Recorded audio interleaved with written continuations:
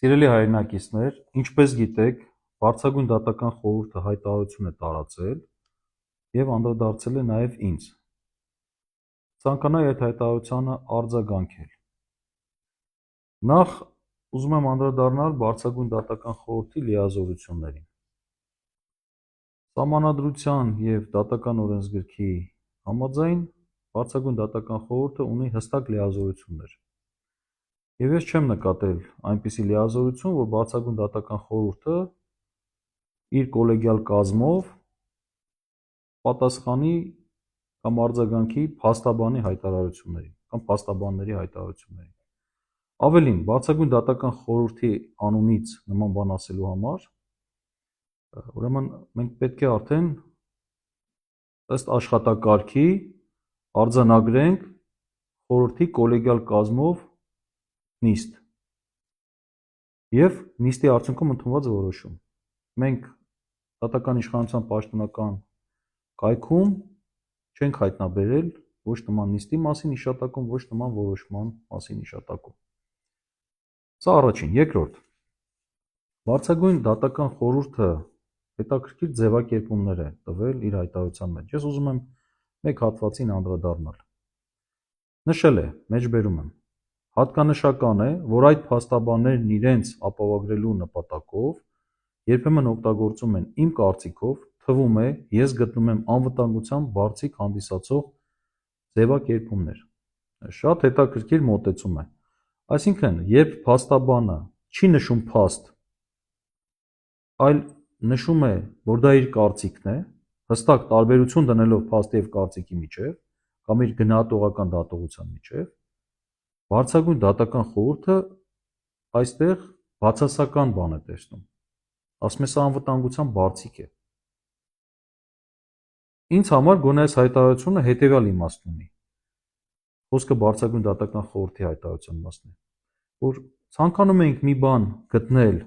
և իրավական այլ ընթացակարգեր կիրառել, բայց չգտանք։ Հարգելներս, երբ որ փաստաբանը ասում է իմ կարծիքով և փաստ չի նշում, այլ իր կարծիքն է ներկայացնում, ապա լսարանին դրանով ցույց է տալիս, որ սա այդ փաստաբանի սեփական դատողություններն են։ Եվ հենց սրանով է, որ փաստաբանը գործում է բարեխիղճ։ Այլ բան է, թե փաստաբանը իր կարծիքը որպես փաստ ներկայացնի։ Եթե նման բան արձանագրեք, կասեի լավ, ինչ-որ բան եք տեսել։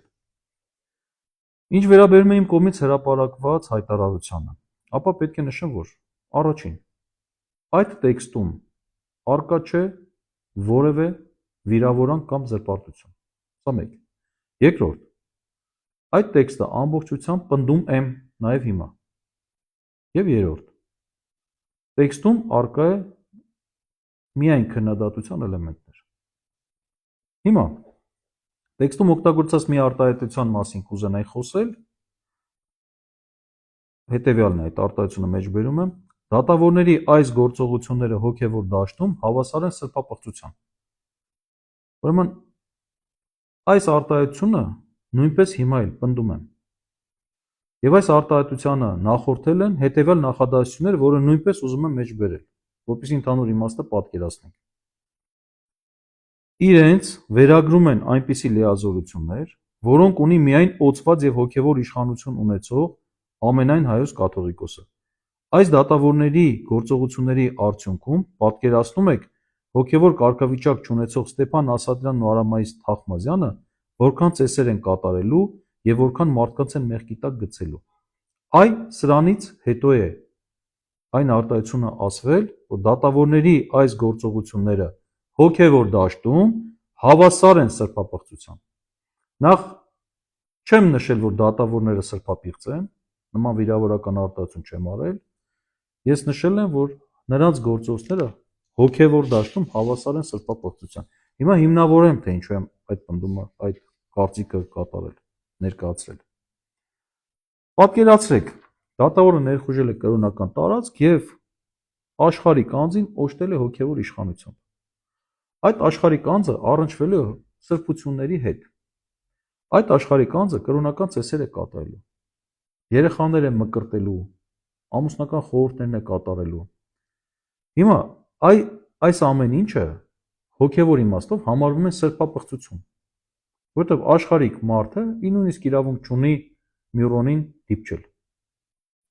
Աշխարհիկ մարդը չի կարող այդ հոգևոր կրոնական այդ խորհուրդները կատարել։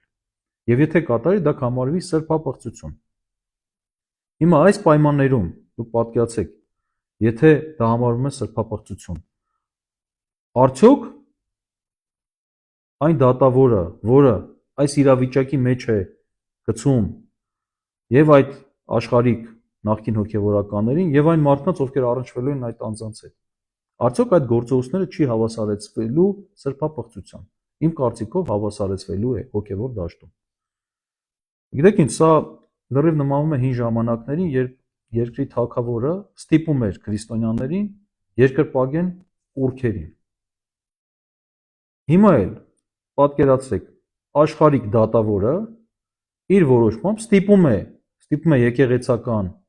համայնքին ընդունել աշխարհիկ անձանց որպես եկեղեցական։ Ես չեմ կարծում, որ հոգևոր դասը կարող է երկրպագել ձեր կուռքերին։ Մեր հայ առաքելական Սուրբ եկեղեցին ունի բազմաթիվ նման դեպքեր եւ նույն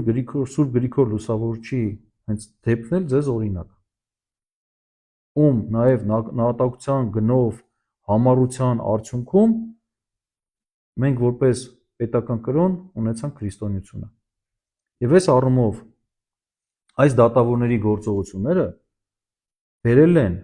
այս հետևանքներ եւ բերելու են ավելի վատ հետևանքների։ Մենք դատավորներից մեկի գործողությունների արդյունքում արդեն ունենք քրեական վարույթ եւ 5 եպիսկոպոս, ամենայն հայոց կաթողիկոսը եւ 1 քահանա մեղադրալի կարգավիճակում։ Եվ այս ողջ ասելիքի իմաստը կան նրանում, որ դատավորները մտել են մի տարածք, որտեղ իրենց մուտքն արգելված է, իրենք չեն կարող մտնել այդ տարածք։ Եվ դա չենք ասում մենք փաստաբաններս, դա ասում է Եվրոպական դատարանը, դա ասում է Հայաստանից առաքելական Սուրբ եկեղեցու եւ Հայաստանի Հանրապետության հարաբերությունների մասին օրենքը, դա ասում է խղճի ազատության եւ կրոնական կազմակերպությունների մասին օրենքը, ասում է չի կարող պետությունը միջամտել եկեղեցու ներքին գործերին։ Իսկ հոգևորականին կարգալուծ անելը, անձին հոգևոր կարգավիճակ տալը, դա ներեկեղեցական հարցեր են։ Եվ Բարձրագույն դատական խորհրդի նախագահ Արտուր Աթաբեկյանը, ով այս գործընթացի հետ ուղիղ կապ ունի, թող իմանա, որ ակնհայտ անօրինականությունների դեմ ուղղված փաստաբանների ազատ խոսքը հնարավոր չէ ճնշել։ Լավ մնացեք։